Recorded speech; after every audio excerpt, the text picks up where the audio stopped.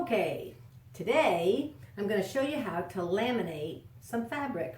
Now for our new pattern that's out for the fall of 2018, the Packlets pattern, I strongly recommend if you're going to use that pattern or your product for storing your cosmetics or various toiletry items for you or for your husband or for your kids, I strongly recommend laminating the interior, the lining part.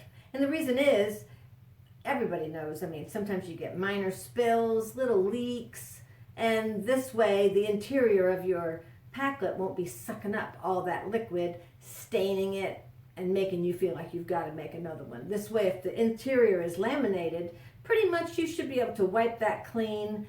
It is on the inside. It's not like anybody's going to see it, but it'll just feel better knowing that it's not sucked into the fabric. And sometimes it can suck into the fabric where now you've got an odor. You know how it is. But anyway, most people are kind of afraid of laminating fabric, and it's really easy. And the thing is, it doesn't add to the difficulty of the pattern at all, of the construction. It's really easy to use, and I strongly suggest you try it. We do not sell laminate, and the reason is you can't fold it and make a crease in this paper product. The laminate's on one side, the paper's on the other. If you fold the vinyl, it'll keep that crease. So it pretty much needs to be shipped to you in a roll, which would be a separate shipping. It really complicates and makes much more expensive the shipping process. Most stores carry it. Joann's, you can get it online. I use the So Lazy product from Joan Hawley. But there's lots of other, and I really love using it. It's very easy. Most of them apply pretty similar to this, and you can try other products. I'm sure they're all comparable. I just have an affinity for the So Lazy product. I think for the ones I've tried, I like the result the best. At any rate, obviously, laminate is something you cannot apply to individual pattern pieces. It would be unbelievably a pain in the neck to do that. What we recommend is that you pre-cut your pattern, your fabric. I'm covering a very large piece of fabric today because I know I'm going to be making quite a few packlets. But what I recommend that you do is prearrange your pattern pieces that you're going to want to have laminated onto your fabric so you'll know roughly how much fabric you need to cut. You don't want to waste the fabric or the laminate product in doing that. So I pre-cut this piece. It's real easy to cut the laminate very similar. It's got grids on the back, so it's real easy to cut it exactly the size, or if anything, slightly smaller than the piece of fabric you're wanting to cover. The hardest part is probably getting the paper loose from the laminated product. And I'll be honest with you, I have pre-separated this at the corner so I wouldn't be wasting a lot of your time trying to get it free. Now, there's a sticky side, which is facing the paper, and a non-sticky side. You want to put the sticky side down onto your fabric. I use a towel on a large table. I don't try to do this on an ironing board. It's just too difficult. If you got a large flat surface that you can put a towel down on to protect the surface underneath, and that's fine. I make sure it's a really clean towel. You don't want one that your cat's been sitting on or other animals, because whatever hair you have or lint or any other piece, foreign objects on your towel could end up on your fabric. So try to get a nice clean towel out of the laundry, and then you'll start to peeling. Now, when you've got a piece as big as I have here, you might want to start it on the corner and then slide your paper back like so. Now, don't throw your paper away because we're going to use it.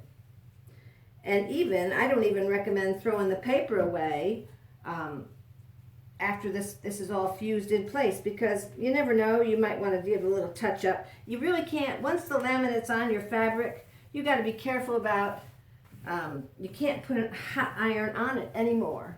You can use a pressing cloth. It'll take a nice press with a pressing cloth, but don't try to put your iron right on the vinyl. You'll be sorry. Don't ask me how I know that. So once it's in place, you then take the paper that you haven't thrown away, Lay it back down the way it was, grid side up, and then you're going to use a warm, not a hot iron. If you try to use a hot iron, you're going to melt your vinyl because it's temperature sensitive. So choose a nice medium heat. It's better to go over it multiple times than to go over it once with a hot iron and wish you haven't. So you start at one corner. Keep your iron moving at all times. You don't want to have it set in a spot. After you put it on here, you can kind of tell that it's begun to fuse. The paper just seems different. It has a different quality about it. And what I will tend to do is let it cool in that area and then move the paper. Because as you can see now, I've got a little bit of vinyl showing up here and I don't like that. I don't want to fuse right on top of my vinyl. It's really best to wait until your area is cool before removing the paper. And if you get done and you realize, well, this one area here doesn't look fused good enough, it's easy to put the paper right back down on it and fuse it a second time.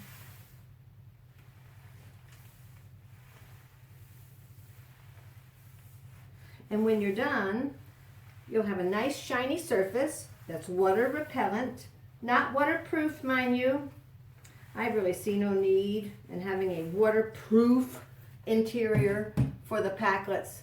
I don't think if you were going to store wet diapers in your Packlet, then maybe so, or a wet bathing suit, but I don't really think that's the case. Pretty much what you put in there is going to be dry objects that could, at high altitudes in an airplane or something, leak.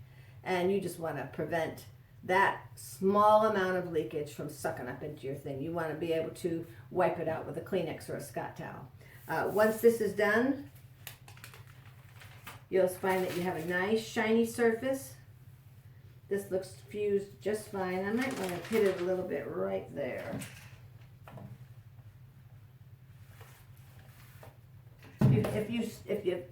If you put it too hot, what you're going to get is a damaged surface. It may still work for you, but it's not as pretty. You want a nice flat shine. Along those lines, I do recommend using the glossy.